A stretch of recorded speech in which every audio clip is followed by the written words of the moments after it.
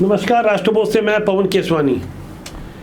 अमित बघेल की गिरफ्तारी को लेकर देश भर में अलग अलग प्रांतों से जो आवाजें उठ रही है और खासकर सिंधी और अग्रवाल समाज की ओर से जो बातें रखी जा रही है, वह सबसे ज्यादा हैरान करने वाली बात यह है कि अमित बघेल की गिरफ्तारी की कोई सुगबुगाहट नहीं हो रही है। अमित बघेल ने 26 अक्टूबर को छत्तीसगढ़ मातारी की मूर्ति किसी विकसित मानसिकता के मनोज कुर्रे द्वारा तोड़े जाने के बाद जानबूझकर अपने हिडन एजेंडे के अंतर्गत अग्रवाल और सिंधी समाज के आराध्यों के विरुद्ध बेहद अपमानजनक भाषा बोली। जानबूझकर बोला। ये वो भाषा रही जो जेएनयू के टुकड़े टुकड़े गैंग की ओर से सुनाई दी गई। जिस तरह से कन्हैया कुमार और उसके साथियों ने भारत तेरे टुकड़े होंगे जैसे नारे लगाए और उन नारों को भी समर्थन मिला राहुल गांधी और वामपंथी विचारधारा के लोगों का, जिन्होंने मौके पर पहुंचकर उस देश विरोधी हरकत का पूरी तरह समर्थन किया। कमोबेश ऐसे ही हालात अब छत्तीसगढ़ में नजर आ रहे हैं। कांग्रेस की ओर से अमित बघेल का कोई विरोध नहीं हो रहा है। कांग्रेस विपक्ष में है, भारतीय जनता पार्टी की अपनी मजबूरी है, ऐसा दावा किया जा रहा है। देर सवेरे अमित बघेल की गिरफ्तारी होगी, इसे लेकर अंदर खाने क्या चल रहा है, क्यों इतनी भूमिका बनाई जा रही है और बीतते हुए हर दिन के साथ जिस तरह से आंदोलन तेज हो रहा है, लगातार आक्रोश के बीच यहाँ गौर करने वाली बात यह है कि आंदोलन शालीनता के साथ चल रहे हैं। संतों की मौजूदगी में सिंधी समाज की ओर से कटोरा तालाब झूलेलाल धाम में जो सिंधी समाज के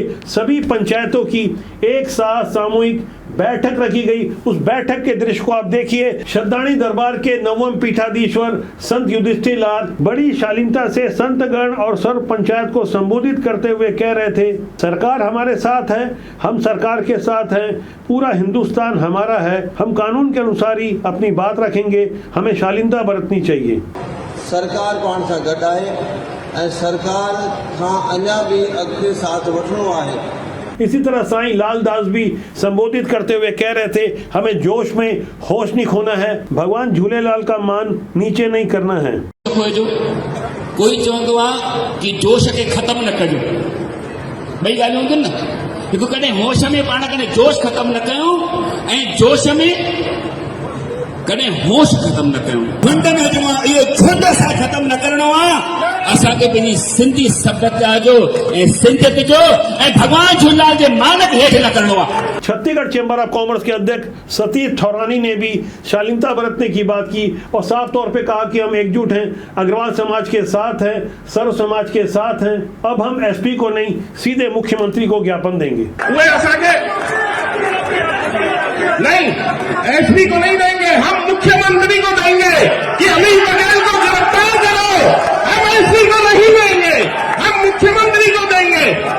हम एसपी को चिट्ठी नहीं देंगे, हम मुख्यमंत्री को चिट्ठी देंगे। जबकि युवा सामाजिक कार्यकर्ता बंटी गावड़ा का कहना था कि आपदा में भी हमने बेहतर अवसर बनाया है, हमें एकजुट होने का मौका मिल गया है। छत्तीसगढ़ में रखा हूँ तो मैं छत्तीसगढ़ी हूँ, तो मैं बोलना चाहूँ कि आज जो हुई ना वह समाज एक ऐसा कहा जाए कि जो भी कार्य होते ना भले भर होते। हाँ। आज पूरे भारतवर्ष में हमन सब एकजुट रहन और हो गए, आज उनका प्रमाण देखे नहीं। पूरा सर्व सिंधी समाज संत मन एक साथ बैठे हैं और जो निर्णय ले तोड़ स्थिति हमन इकट्ठा हो गया और अब दिखाबो कि हमन सिंधी छत्तीसगढ़ी जो है अब का कर सकते हैं।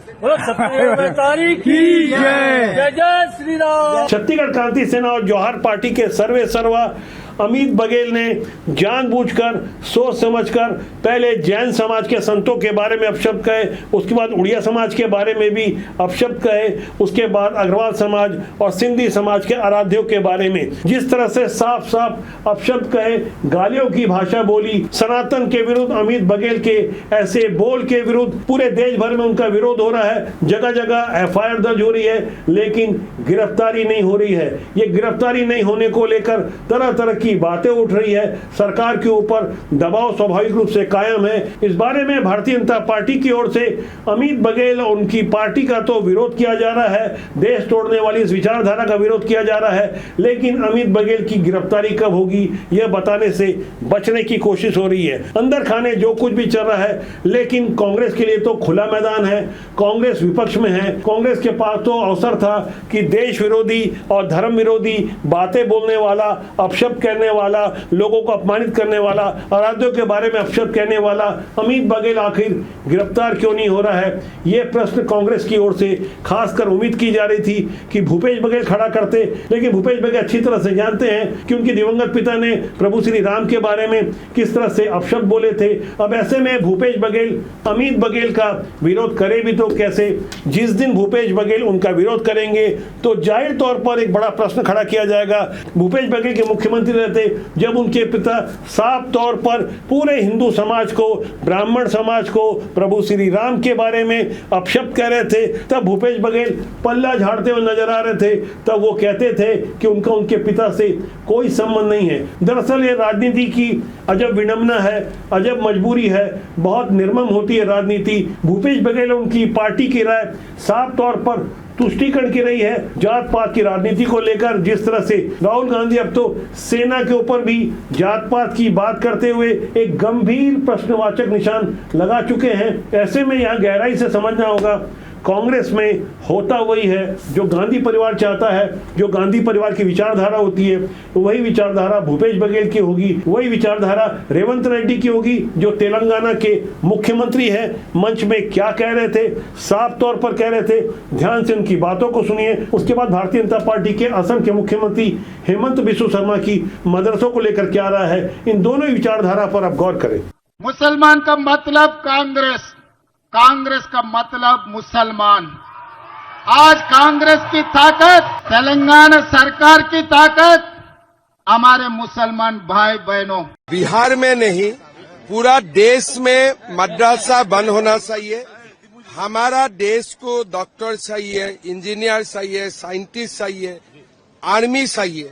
हमारा देश को मुल्ला का जरूरत नहीं है। हमारा देश को मुसलमान भाई बहनों को डॉक्टर इंजीनियर बनना चाहिए। बदले हुए हालात में राजनीति में भी अब खुलकर बातें कही जाती है, ये अच्छी बात है। लोकतंत्र की सबसे ज्यादा खूबसूरती इसी बात में होगी कि अच्छे लोग राजनीति में आए। हमारा मानना है राजनीति बुरी नहीं होती, उसमें काम करने लोग अच्छे या बुरे होते हैं। बहुत जल्दी राजबोध में मेरी आपसे फिर मुलाकात होगी, कुछ अंदर की बात करेंगे, कुछ बड़े खुलासे करेंगे सिर्फ आपके लिए। नमस्कार।